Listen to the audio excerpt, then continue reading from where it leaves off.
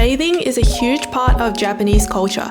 You'll often find many bathhouses and onsens in cities where you can shower and soak for a small fee. Onsens or hot springs are loaded with minerals and are well known for their numerous health benefits. I'm an avid onsen enjoyer and I think this is a must-try experience whenever you're in Japan. However, not all onsens were made equal, and with over-tourism being a problem, particularly in popular onsen towns like Ginzan Onsen and Hakone, you might be wondering, where can I enjoy high-quality onsen without the huge crowds? I recently explored 3 onsens in Gunma Prefecture. This prefecture is well known for its onsens and mountain scenery. It's about 2.5 hours away from Tokyo and is easily accessible by JR local trains or Shinkansen. And here are my recommendations as a local. The first onsen town I visited was Shima Onsen in the city of Nakanojo. This is the onsen town that was supposedly the inspiration for Spirited Away. With beautiful nature and water views, you can get here in about 2.5 hours from Ueno Station to Nakanojo and then taking a bus to get to Shima Onsen. Before you get to the main part of the onsen town, you'll come across a part of the village with a river flowing through it. You'll find lovely historical architecture, snacks, and souvenirs here. We stopped by Shima Terrace for some food, just a quaint little cafe serving bread and Western food. We ordered the sausage plate, Shima specialty pizza featuring maitake mushrooms grown right here in Gunma, and this blue lychee drink. After lunch, we left for the main part of town. Here is the famous view of Shima Onsen with the red bridge and ryokan that overlooks the river. I was really surprised that it's actually a lot smaller than I imagined. Once you cross the bridge, you'll find a couple of ryokans and small shops. Other than that, there's not really much. You can cross back over to the other side of the bridge and explore the town a little bit more. You'll find a couple of ryokans, souvenir shops, and restaurants offering food featuring fresh local produce. Further down the road, you can find the Shima Dam, which is enormous, and you can walk or drive across it. The water is so blue here, and it's actually really high up. The view is so beautiful as you can look over the river and mountains. It was so peaceful, and there were basically no crowds except for the odd local tourist. Next stop was Ikaho Onsen, a famous onsen town in the city of Shibukawa. From Tokyo, you can take the Shonan Shinjuku line or the Shinkansen to Takasaki Station, then change train to go to Shibukawa Station, and from there, take a bus that takes you directly to the Stone Steps, which are this town's most famous landmark. You'll find souvenir stores, street food, a game store with prizes to win, and local cuisine restaurants lining the steps as you go up, as well as small little alleyways with more restaurants, izakayas, and shops tucked away. There are many ryokans here, which you can stay overnight and enjoy onsen, as well as higairi onsens if you're just visiting on a day trip. There are a total of 365 steps, with some of them having messages engraved into the stone. There are many interesting sights as you climb the stone steps. If you find yourself getting tired, there's a free foot bath for you to rest and relax at. Once you reach the top of the steps, there's Ikaho Shrine, and you can look down to get a great view of the steps and mountains. And if you keep going further up the paths, you'll be met with beautiful nature, hiking paths, and even an outdoor onsen tucked away in the mountains.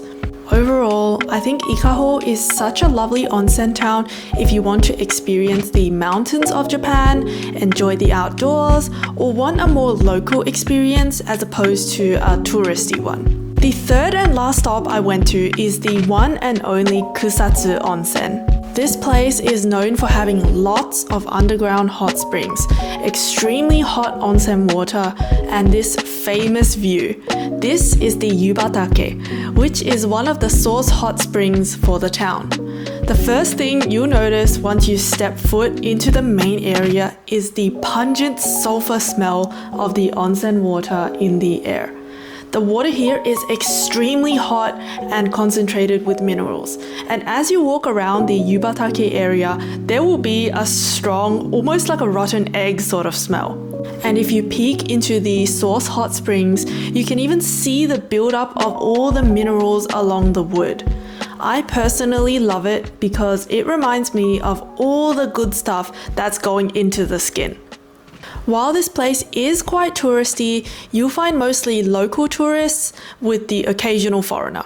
Free footbaths are also scattered all throughout the town, so you can sit down and enjoy one wherever you are. After exploring the main areas a little bit, my inner Australian couldn't resist checking out this coffee shop, which serves Melbourne-style coffee. I ordered the coffee crush with soy milk, but they also offer classics like cappuccinos, lattes, and espressos. It was love at first sip. It made me feel right back at home in Australia. It's actually really hard to find good coffee in Japan, so I was really pleasantly surprised to find it here of all places. After that, I went around the big gate with a footbath near the entrance of the town, which was absolutely beautiful. Now back to the main Yubatake area, if you go up these stone stairs, you'll reach a cute little shrine area that overlooks the Yubatake. There are so many shops and restaurants here. You can find a lot of specialty souvenirs and desserts. On our way through the shopping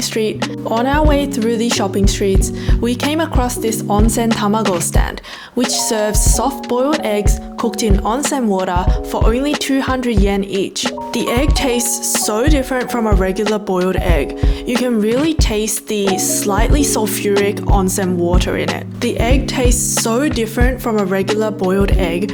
It's perfectly cooked and the dashi is really mild, and you can really taste the slightly sulfuric onsen water in it. Definitely recommended. There are many places serving onsen-themed snacks. We stumbled across a pudding store, which had a lot of people lining up.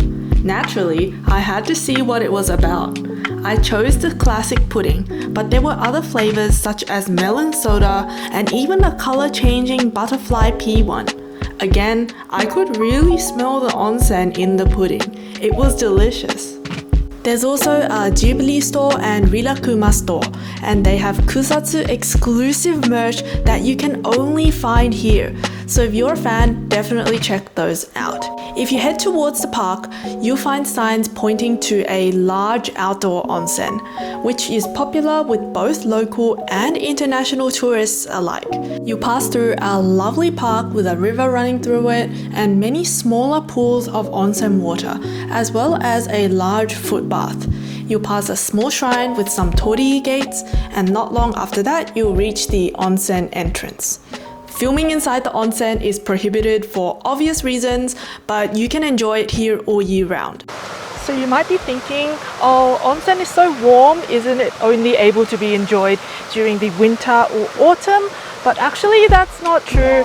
You can enjoy onsen all year long, including in summer. And it's actually said that in summer, the heat from the onsen will actually help you get used to the heat in summer. Although I personally still think that onsen is best enjoyed and it feels the best during winter and autumn when it's nice and cold outside. Even if you're coming to Japan in the summer, I think it's still an experience that you shouldn't miss. I was really surprised that there were so many specialty restaurants, each serving different produce and local cuisine. We ended up at this little restaurant tucked away with a nice view of the garden and enjoyed some udon. It was so delicious and affordable. There's a large souvenir shop near the Yubatake where you can do some tax-free shopping as well. While Kusatsu is the largest of the three and arguably the most popular, other smaller onsen towns are also extremely worth visiting and are more likely to be secluded, so it's worth tailoring your visit based on what you want out of your experience. Like if you want to go hiking, rafting, or enjoy nature, it's worth going there instead of just going somewhere just because everyone else is going there. Especially with how big of an issue over-tourism is in popular locations, there are many nice places like this that often get overlooked. Doing so, we can all help mitigate the over-tourism problem by bringing it to the less visited areas that often need it more. There are many onsens in Gunma I didn't get to feature, and even more throughout the country. Overall, if you come to Japan, onsens are a unique experience you definitely don't want to miss. Be sure to book your onsen experience through Klook and use my discount code CHLOEDYAT, Klook, to get a discount on activities and hotels worldwide. Together, we can all do our part to enjoy Japan while respecting and preserving its local culture. Thank you so much for watching. I hope you learned something from this video, and if you did, be sure to leave a like, subscribe, comment your thoughts down below, and I'll see you on the next one. Goodbye!